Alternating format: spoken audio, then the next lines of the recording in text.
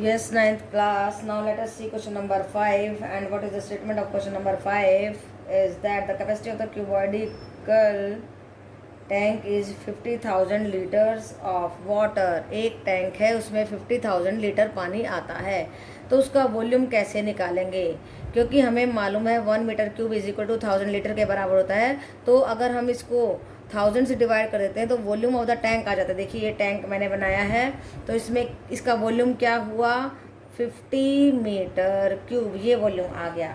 आगे देखिए क्या कहता है, he is saying that find the breadth of the tank if its length and depth are. Length is given to us, length is 2.5 meter and breadth is 10 meter, and we have to find out the, yes, what is given to us, length and the depth. height दिया है, length and the height is given to us and we have to find out the breadth of the tank. तो आपको मालूम ही है volume क्या होता है, length into breadth into height, और वॉल्यूम भी हमें दिया है, तो वॉल्यूम के नीचे अगर हम लेंथ और हाइट को ले जाते हैं तो ब्रेथ निकल आती है। ओके बेटा, जो भी चीज़ निकालनी हो उसको इधर रखिए लेफ्ट में, बाकी सबको राइट में ले जाइए and then you can solve it very very easily.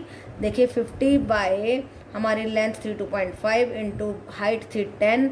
अब कट कर दीजिए इसका पॉइंट उड़ा करके ऊपर 10, 10 to 10 एंड 25 टू ज़ा, तो 2 मीटर इसकी हाइट आ गई। तो इस टैंक में जो हाइट है, ये जो लेंथ थी हमारी 2.5 थी और हाइट थी 10 और ये ब्रेथ हमें निकालनी थी। ओके बेटा, वो हमने निकाल दी, that is coming out to be 2 metre.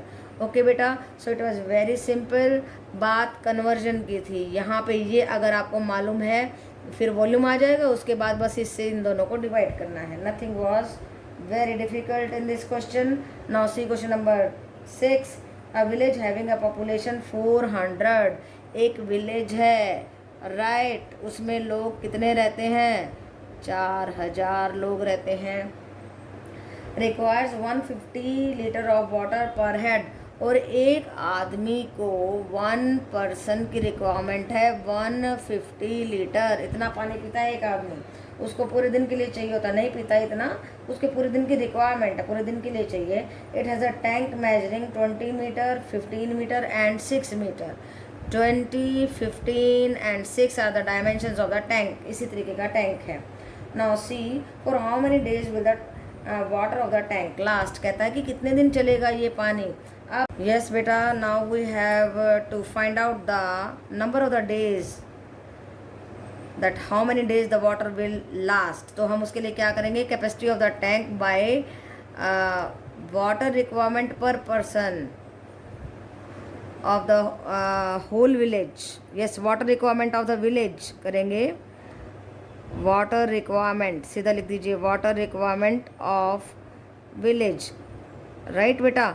तो उसके लिए हम क्या करने वाले हैं, 1800 बाय 600 करेंगे and we are going to get 3 days, not 30 days, 3 days तक चलेगा ये पानी।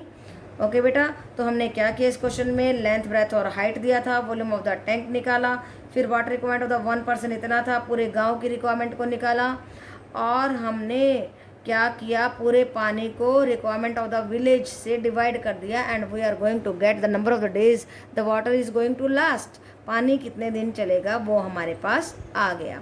ओके बेटा, yes, ninth class. Now let us see question number 7, and what is asked in this question is that a godown measures 60 meter into 25 meter into 10 meter. This is the length, breadth and the height. These are the dimensions of the godown. Okay, now what he is saying, find the maximum number of the wooden crates such measuring, and the dimensions of the wooden crate is 1, एक crate की है dimension 1.5 metre into 1.25 into 0.5 metre. So these are the dimensions. Now what are the volumes, जब इन सबको multiply कर देंगे, so we are getting the volume of the godown is 15,000 metre cube and volume 2 is the volume of 1 crate, volume of 1 crate. Okay, 1.5 into 1.25 into 0.5, इन सबको आप solve करेंगे, you are going to gate 0.9375 metre cube.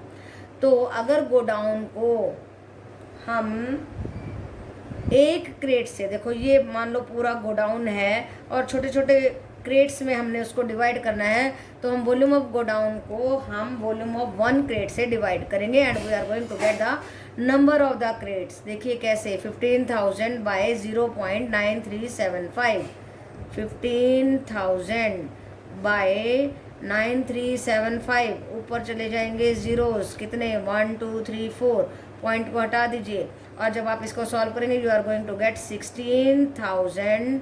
ये आया आपका number of crates, यानी कि उस गोडाउन में आप इतने क्रेट्स को रख सकते हो। ओके बेटा, सो नथिंग वाज डिफ़िकल्ट। वही बात है जैसे हम किसी फर्श के एरिया को के और नंबर ऑफ द टाइल्स को निकालते थे ना, ऐसे इस तरीके से ये फर्श है तो टाइल्स में हमने उसको डिवाइड कर दिया इस तरीके से, तो पूरे एरिया को एक टाइल के एरिया से डिवाइड करते थे।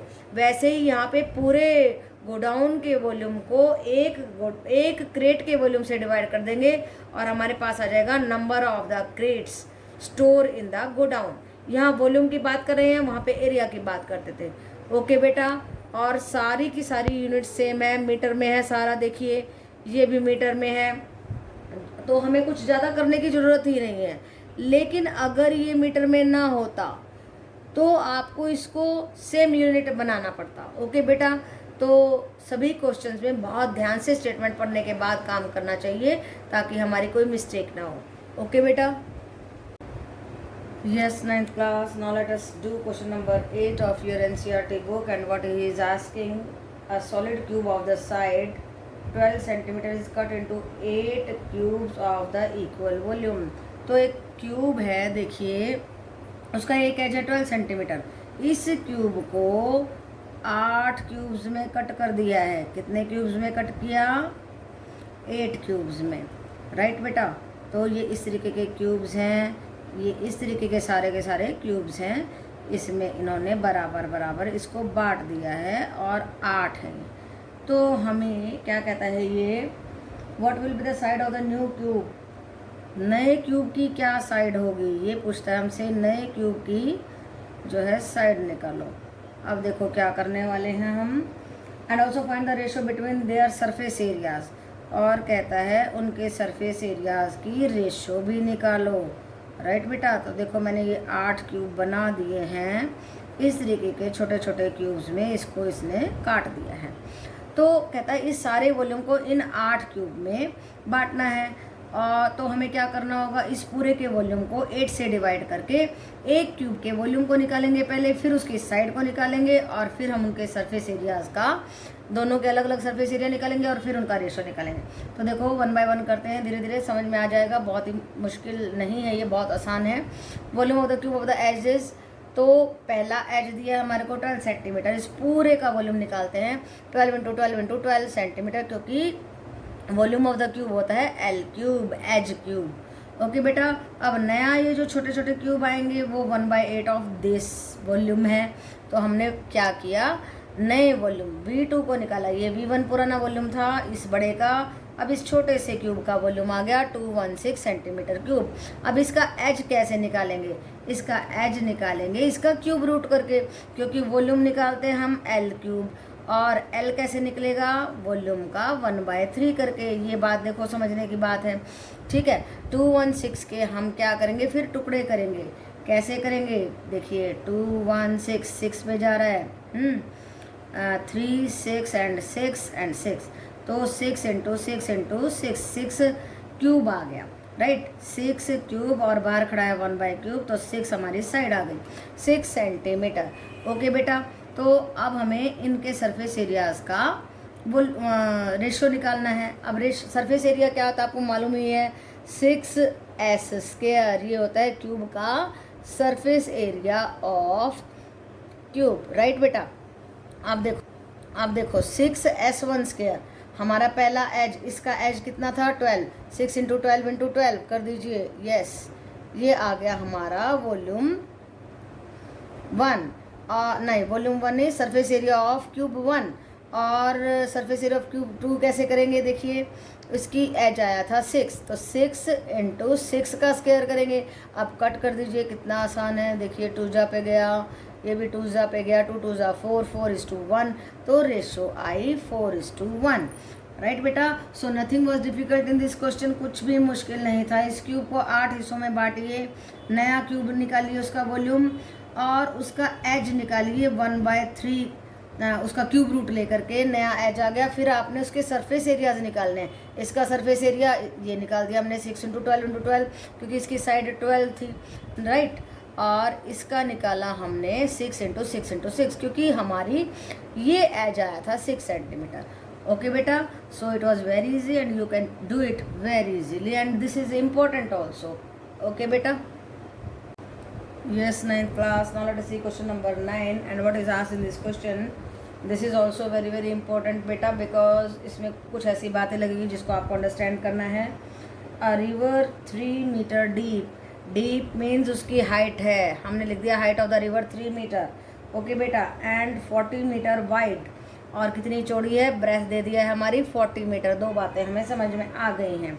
Okay, now what he is saying, 40 metre wide is flowing at the rate of 2 kilometre per hour, और 2 किलोमीटर पर आवर की गति से, this is the speed. Okay बेटा, तो जितनी गति से वो बह रही है 2 किलोमीटर पर आवर, पहली बात तो आर की बात समझने की, 1 घंटे की स्पीड दी है, तो 1 घंटे में कितनी लेंथ तय कर रही है ये रिवर बहती जा रही है, देखो 1 घंटे में 2 किलोमीटर जा रही है। ओके बेटा, तो मीटर में हो गया 2000 metre. Now we can find out the volume of the river very easily. कैसे, length into breadth into height. Now put all the values, 2000 into 40 into 3 and that is equal to, आगे हमने नहीं निकाला है, सीधा सॉल्व कर देंगे। Okay, now this was the volume per hour. Now we have to find out the volume पर minute. 60 minute में जाती है इतना, 1 मिनट में कितना जाएगी, देखिए जरा कितना आसान है। 2000 into 40 into 3/60, देखो यहाँ पे सॉल्व नहीं किया, सीधा यहाँ पे सॉल्व कर देंगे। कैसे करेंगे, देखिए ऐसे जीरोस कट कर दीजिए, एंड दिस इज 2 जा एंड दिस इज 20। नाउ कितना आसान हो गया, 3 zeros, 2 2 जा 4 and the answer is coming out to be 4000 metre cube. तो 1 मिनट में जो है उसमें कितना वॉल्यूम होगा उस नदी में, 4000 मीटर क्यूब। ओके बेटा, this was the last sum of this exercise 13.5। In the next video we are coming with the next exercise. Okay बेटा, and you can do it very easily. इसकी practice करो, ध्यान से करो, सभी questions को बार बार करो। अगर प्रैक्टिस नहीं करोगे तो बेटा कुछ नहीं आने वाला है। अगर प्रैक्टिस करोगे everything will be easy, because practice makes a man perfect. Okay बेटा।